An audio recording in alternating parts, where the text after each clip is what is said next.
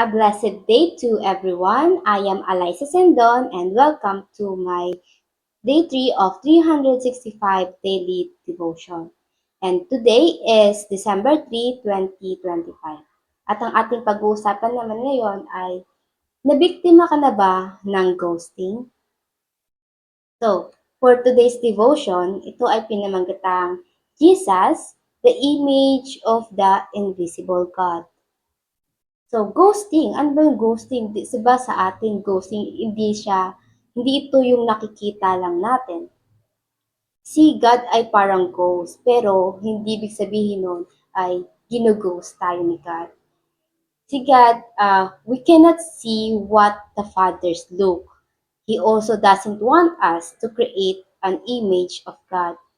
That's why He brought Jesus to us, who show, shows His image. So, si Father God, hindi na blank sa atin anong itsura niya. Titingin lang tayo kay Kristo, malalaman na natin kung ano ang itsura ni Father God. So, for our concept doon sa ano ba yung Jesus, the image of the invisible God. Ayon kay Pastor Russell, Jesus reveals that God we cannot see. In Him, God character, power, and glory become visible and understandable. Through Jesus, mas naging malinaw sa atin ang lahat. At naging visible nga, nakikita na natin, may idea na tayo on what the Father's look like. He is not merely a reflection but the exact representation of God's nature. To know Jesus is to know the Father. His words, action, and compassion show us what God is truly like and invite us into a restored relationship with Him.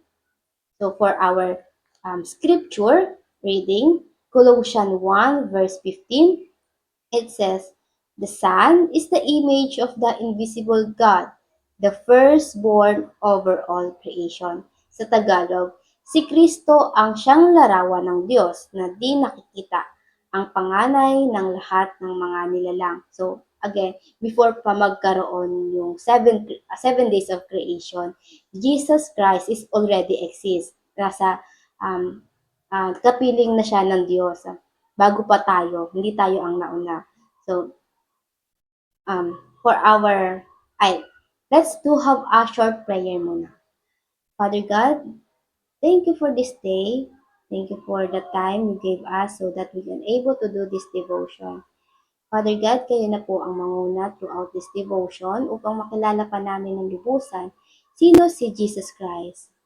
At Father God, please give us the wisdom and understanding so that kapag shinare po namin ito ay may knowledge kaming matututunan at ang iba pa. Ayun lamang po. Maraming salamat po.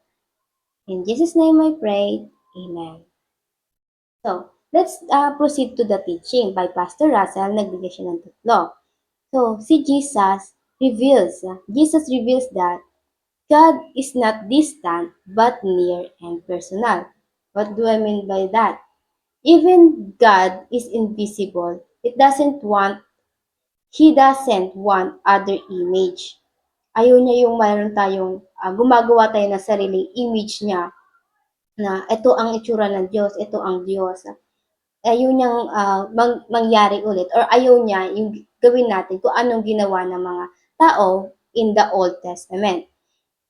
And God is still near to us. Even He is invisible, He's still near to us.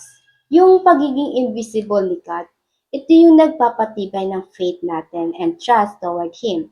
Kasi tayong mga tao, madalas nakabase lang tayo sa kung ano yung nakikita natin. At yung pagiging invisible ni God, tinuturuan tayo nito na maniniwala tayo by faith rather than doon sa nakikita natin. Believe by faith and not by sight.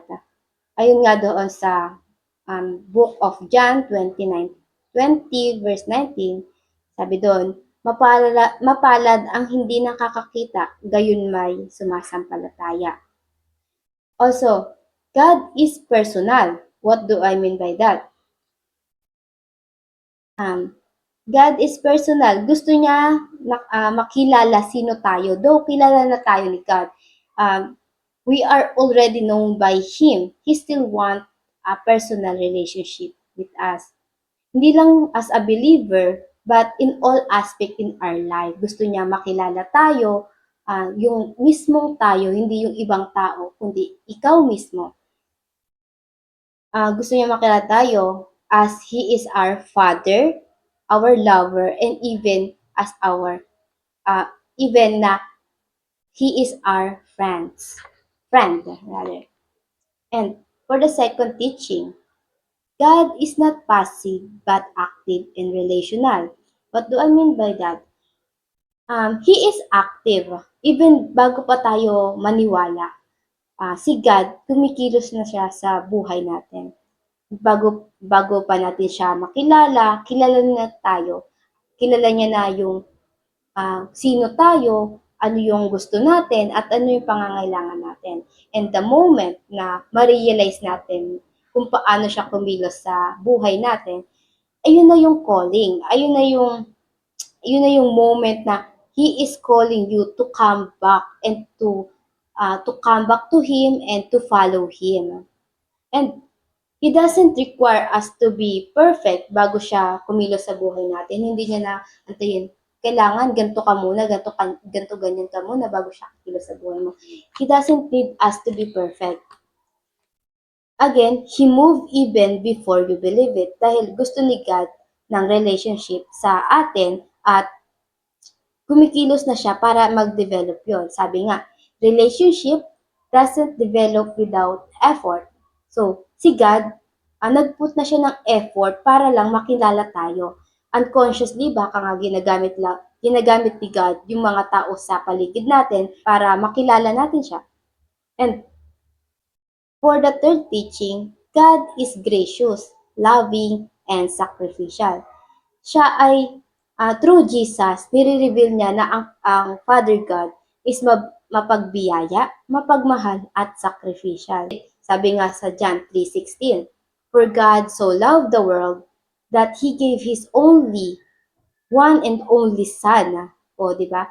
See, Father sacrificed His only Son, Jesus, so that He can redeem us from death and continue His relationship that was destroyed due to our disobedience. And for our application, let's proceed to our application. Ask yourself of this following. Am I still in love with God? Kasi, 'di ba, may mga araw, totoo naman na may mga araw na puspos tayo sa pagmamahal kay Kristo, tipong nag-aalab na tayo, papurihin siya, pero may mga araw pa rin na tila nawawala, para lang tayong yelo, parang ang tahimik ng paligid, parang nasaan si God, hindi natin nararamdaman yung presence niya. At kung ganun man ang mangyari, it doesn't mean us to stop believing in Him. Um, doesn't mean na we're no longer worth it for God. But rather, that is the moment that we should repent to God. Aminin natin na nagkasala tayo, na nanghina tayo sa pananampalataya sa Kanya. And to assure you, God will hear you. He always does. No question because God loves us unconditionally. Tao lang naman na gumagawa ng panggo-ghosting kapag nanlalamig. Pero si God, never niyang gagawin yun. He never do that. And second application, tanungin mo yung sarili mo, am I still committed to pleasing Him? Yung bang mga ginagawa natin sa araw-araw ay nakakalugod sa Kanya? Or mag-reflect tayo sa sarili natin sa mga planong meron tayo ngayong araw? Na-surrender na ba natin yon sa Diyos para ma-align yung mga plano natin sa plano niya para sa atin?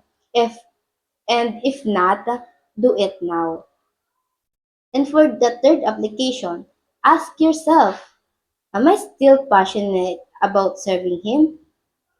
Check yourself, um, do I just do it without passion or you're no longer do it because there's no passion?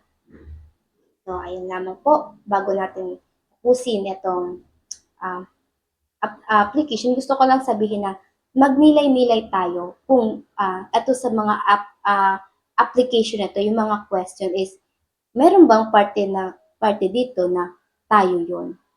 And before we end, let's do have a closing prayer. Father God, thank you for making yourself known through your Son, the perfect image of who you are. When my understanding feels limited or unclear, help me look to Jesus and see your heart, your compassion, and your holiness. Teach me to follow his example and reflect his character in my choices, words, and relationships. Draw my heart closer as I grow in knowing him more deeply each day. May his life shape mine in every way. I entrusted myself to you. In Jesus' name I pray. Amen and amen. Amen. So, ayun lamang po for today's devotion. See you tomorrow and God bless.